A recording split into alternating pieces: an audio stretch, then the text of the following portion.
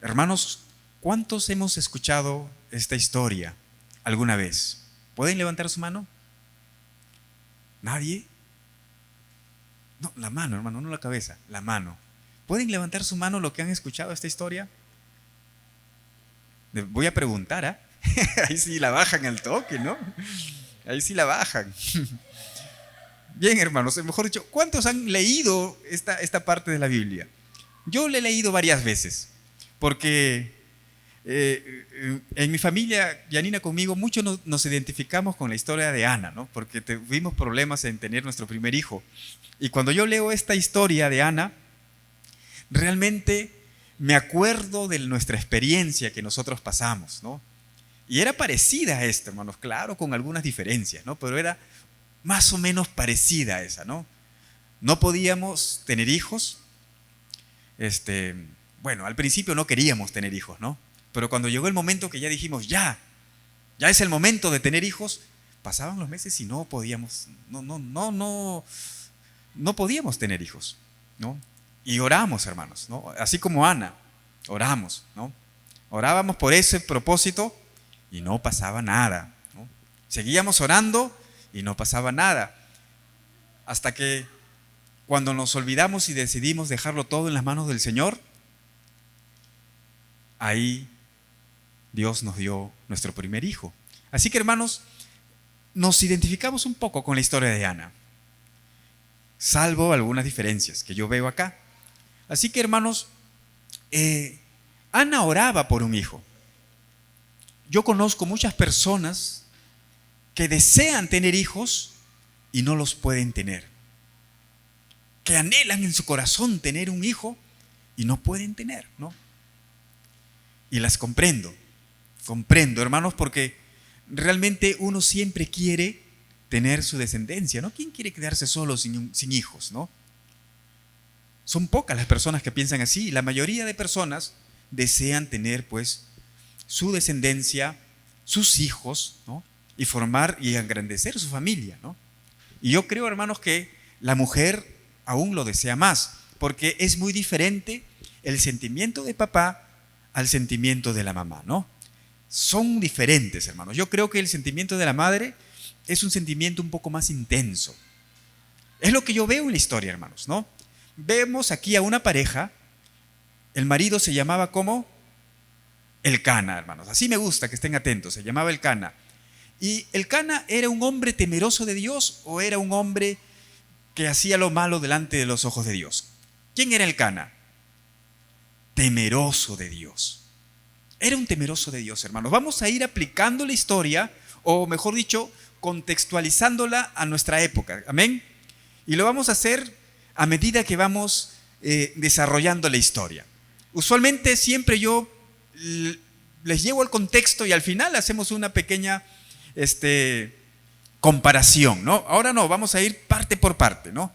Elcana era una persona que era temerosa de Dios. ¿Hasta ahí nos identificamos, sí o no, hermanos? ¿O no? Acá todos somos temerosos de Dios.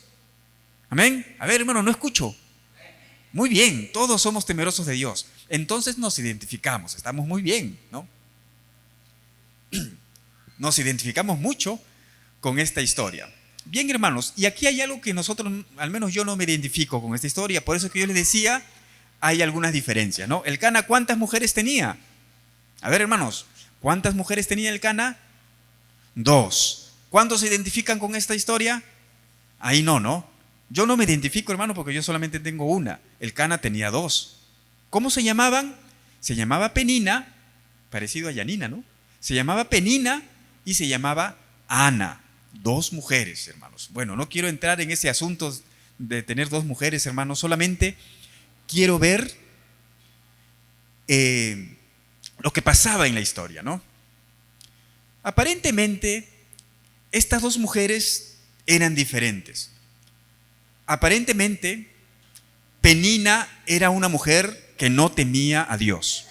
Y Ana era una mujer también temerosa de Dios como su esposo Elcana. ¿Por qué digo esto, hermanos? Porque una mujer que teme a Dios no se para burlando de otra persona, ¿sí o no? No para menoscabando y tratando de bajonear a otra persona. La persona que teme a Dios ama a su prójimo. Y Penina se burlaba de Ana porque Ana no podía tener hijos. Por eso que yo asumo que Penina era una persona que quizá no era temerosa de Dios. En cambio, Ana sí era temerosa de Dios, porque ella acompañaba a su marido cada vez que su marido subía al templo a ofrecer su sacrificio. Acompañaba a su marido.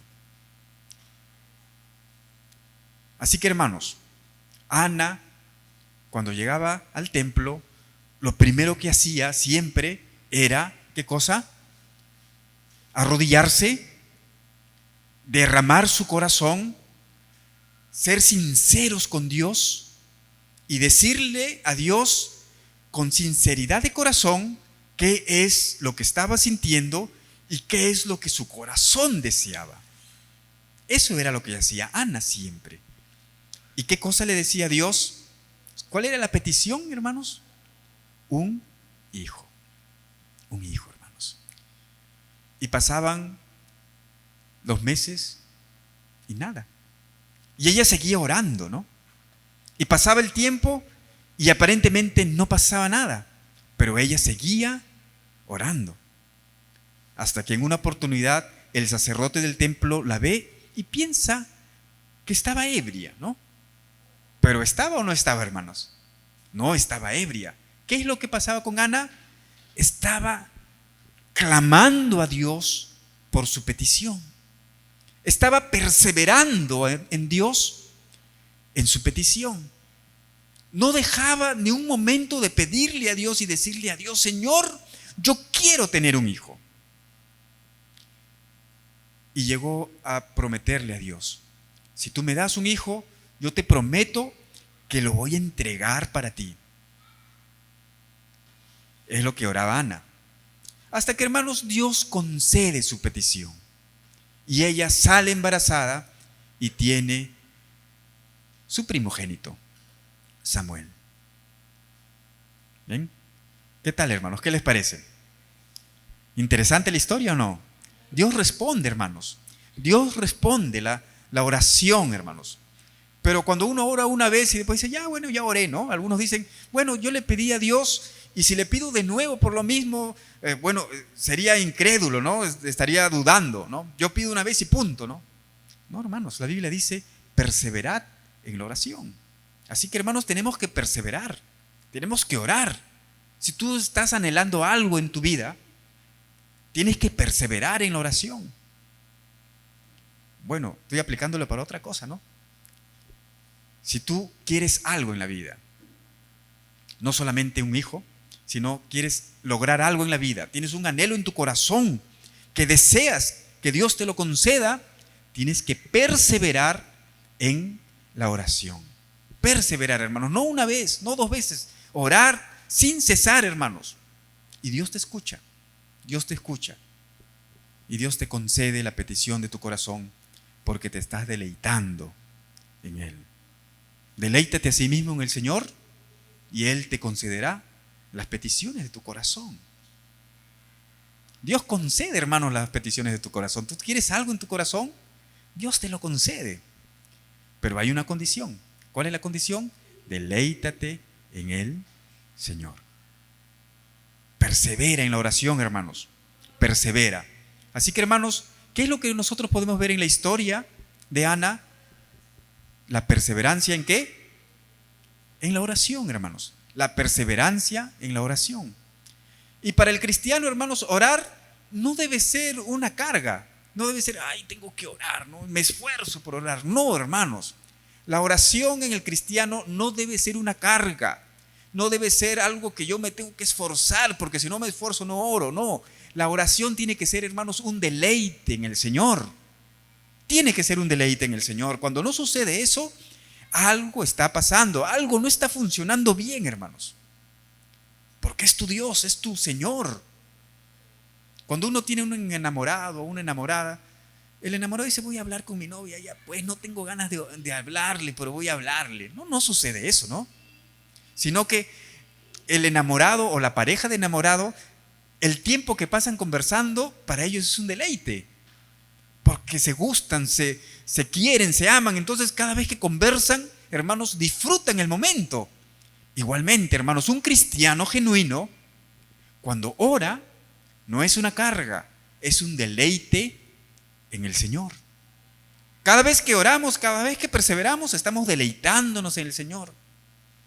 Y si te deleitas en el Señor, Él te concederá las peticiones de tu corazón. Hermanos, así que Dios sí concede nuestras peticiones.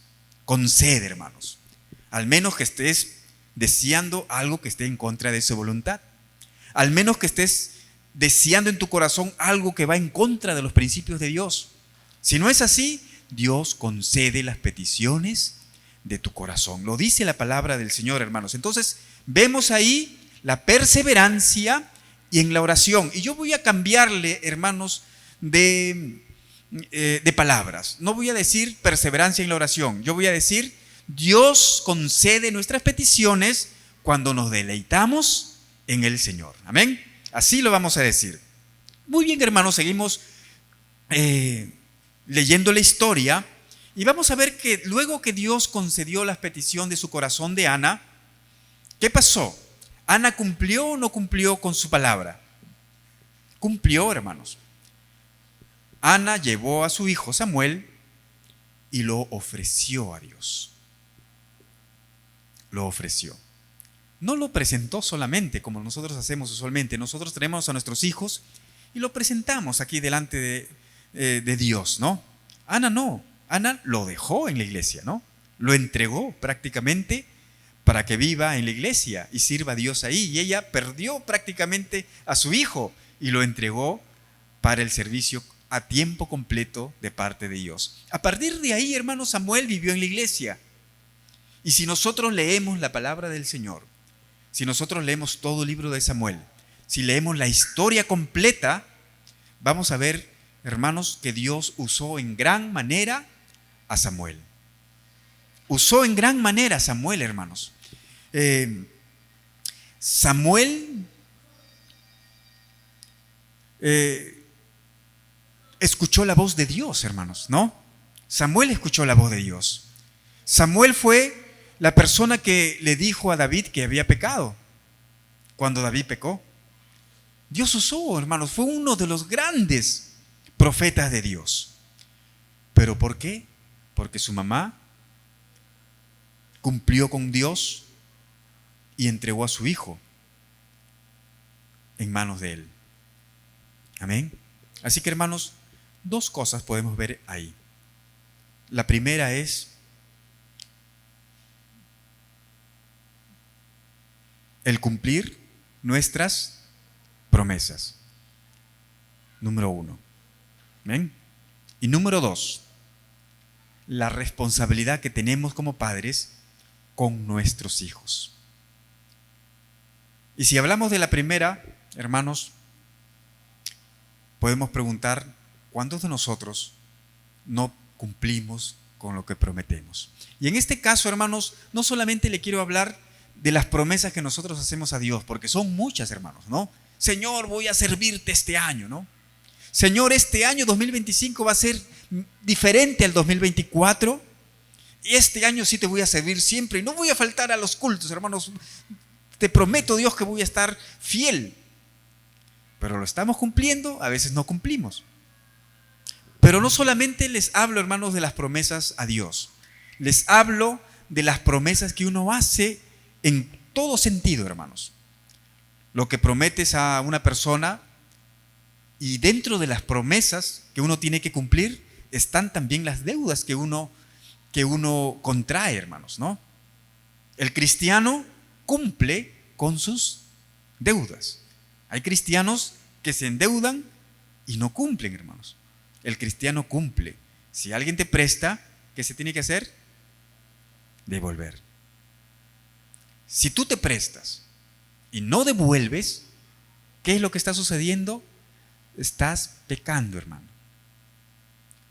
Porque hay que cumplir lo que uno promete. Y las deudas son promesas, hermanos, promesas de pago. Cuando tú prometes a alguien algo, tienes que cumplirlo. Tienes que cumplirlo. Y cuando prometes a Dios algo, tienes que cumplirlo, hermanos. Eso es la responsabilidad en cumplir nuestras promesas, hermanos. Y lo otro que nosotros vemos en Ana, hermanos, es la responsabilidad y el ejemplo que tiene Ana con sus hijos, hermanos. Y aquí, hermanos, no solamente la responsabilidad es de la mamá, sino también del papá, ¿no? Ana y Elcana, los dos, ¿no? Elcana le dijo a Ana: hey, vamos al templo, hay que llevar al bebé, ¿no? Al bebé, de una vez. ¿Qué significa eso? Ana estaba sentada en casa con Samuel, bebito, y era el momento de ir al templo, y Elcana se está alistando, ya está listo, y ve que Ana no, está sentada. Bueno, ya se alistará, ¿no? Y se alista para ir al templo, y Ana no, Ana sigue con Samuel. ¿Qué cosa hace Elcana? Le dice: Ana, ya, vamos. A la iglesia iba a decir, no, al templo, ¿no? Vamos al templo. ¿Qué es lo que está pasando ahí? La responsabilidad del papá, ¿no? ¿De qué? De ejercer liderazgo en su hogar. Amén, hermanos. Amén. La responsabilidad del papá en ejercer liderazgo sobre su familia y encaminar a su familia en los caminos de Dios. Y Ana, que le dice: no te preocupes, hoy no voy a ir porque yo voy a entregar a mi hijo a Dios. Y estoy esperando que sea destetado, y yo lo voy a llevar y lo voy a presentar y lo voy a dejar y lo voy a entregar para que sirva a Dios. Entonces Elcana se fue tranquilo con esa promesa de parte de su esposa. ¿Ven? Así que, hermanos, acá vemos la responsabilidad no solamente de la mamá, sino también del papá. La familia completa tiene una enorme responsabilidad de que su hijo o que de sus hijos sean encaminados bajo el temor de Dios. Esa es la responsabilidad, hermanos, tan grande y tan maravillosa que tiene el papá y la mamá en guiar, en encaminar a su hijo en los caminos del Señor. Si el papá y la mamá no hacen eso, también, hermanos, están fallando delante de Dios. También están fallando delante de Dios. Tenemos, hermanos, que encaminar a nuestros hijos, ¿no? Enseñarles. Yo sé que es difícil, hermanos, ¿no? Porque los niños a veces es complicado. Yo también lo vivo, ¿no? A veces uno no sabe cómo hacer, ¿no? Pero es nuestra responsabilidad, ¿no? Dice la palabra del Señor: instruye al niño en su camino, y aunque fuere viejo, no se apartará de él. Eso dice la palabra del Señor. Así que, ¿cuál es la responsabilidad de los padres? Instruir y encaminar a los hijos en los caminos del Señor mientras estén bajo nuestra tutela. Cuando ya sean mayores, ellos tomarán su propia decisión. ¿Ven? Ellos tomarán su propia decisión. Pero yo les digo, hermanos, si tú sembraste en su corazón la palabra del Señor, ellos no se van a apartar. Tendrán sus crisis, hermanos, juveniles o crisis de adolescentes, pero la palabra de Dios va a estar sembrada en su corazón y no se va a apartar de los caminos del Señor, porque su palabra ya ha sido sembrada en su corazón. Hermanos, ¿eso es responsabilidad de quién? ¿De la iglesia? No. ¿Es responsabilidad de quién? ¿De quién, hermanos? De los padres, hermanos, ¿no? No es responsabilidad de la iglesia, es responsabilidad de cada padre de encaminar a sus hijos en los caminos del Señor. Muy bien, hermanos. Una cosita más. Yo me pongo de ejemplo. Si es responsabilidad mía, acá yo quiero que nosotros hagamos un examen a nuestras vidas. Miren, hermanos, con mucha atención presten en este momento. Si es la responsabilidad de Martín encaminar a su hijo en los caminos del Señor, ¿cuál es la forma más adecuada en encaminar a mi hijo en los caminos del Señor? ¿Qué creen ustedes, hermanos? El ejemplo. Eso es, ¿no? No he conversado con Yanina en la casa, solamente ella lo está diciendo ahora de manera espontánea. El ejemplo, hermanos. Yo puedo decirle a mi hijo: tienes que ir a la iglesia, vamos a orar, lee tu Biblia. Puedo decirle muchas cosas, Pero si yo no voy a la iglesia, si yo no oro, si yo falto a la congregación, si yo no sirvo a Dios, ¿le estoy dando un ejemplo malo o bueno? Malo. ¿Estoy cumpliendo con Dios en encaminar a mi hijo? No estoy cumpliendo. Porque con mi ejemplo le estoy diciendo lo contrario. Si yo me congrego a veces y a veces no, ¿qué le estoy transmitiendo a mi hijo? Le estoy transmitiendo a mi hijo que a la iglesia se va a veces y a veces no. Que se va cuando quieres y cuando no quieres. Si yo nunca leo la palabra del Señor, nunca estudio, ¿qué le estoy transmitiendo a mis hijos? Que puedes estudiar la Biblia cuando tú quieras, ¿no? ¿Se dan cuenta? Con el ejemplo. Es la mejor manera, hermanos, de encaminar a nuestros hijos en los caminos del Señor. Los que son solteros o los que no tienen hijos están librados de esta responsabilidad, ¿no? Si tú soltero o que no tienes ningún hijo, no vives una vida conectada con Dios, bueno, pues tú sola te afectas, ¿no? O tú solo te afectas. Si tú como soltero no oras, a ver hermanos acá, no leen la palabra de Dios, si no tienen una relación con Dios sincera, ¿quién se afecta? Uno mismo. ¿Por qué? Porque tu vida se va decayendo, hermanos. Tu vida va decayendo. Pero estás solo o sola. Pero cuando ya tienes un hijo, hermanos, la responsabilidad es doble. Porque cuando tú no haces esas cosas, no solamente te afectas tú, sino que ¿a quién afectas? Afectas a tu hijo. Y tu hijo es una responsabilidad que Dios te ha dado. Tu hijo, hermanos, es un regalo que Dios te ha dado. Y Dios te va a pedir cuentas, hermanos. ¿Ven? Dios te va a pedir cuentas. Así que, hermanos, los que tenemos hijos, tenemos una enorme responsabilidad de consagrar nuestras vidas a Dios. ¿Por qué? Porque lo tenemos que hacer, porque no solamente por nosotros, sino ¿por qué? Porque tenemos que dar ejemplo a nuestros hijos. ¿Ven? Así que cuando sean jóvenes nuestros hijos, digamos, ¿pero por qué mi hijo es así? Mi hijo es rebelde, no quiere venir a la iglesia, se ha alejado de Dios. La pregunta sería, ¿les diste el ejemplo cuando era niño? ¿Le diste ese ejemplo? Y si no fue así, hermanos, entonces pues ahí está la respuesta, ¿no? Hay que trabajar doble ahora con ese joven, ¿no? Hay que orar por ese joven. Pero cuando uno encamina a sus hijos desde muy niño en los caminos del Señor con el ejemplo y sembrando la palabra de Dios en su corazón, cuando fuere viejo no se apartará de él. Eso es promesa del Señor. Amén.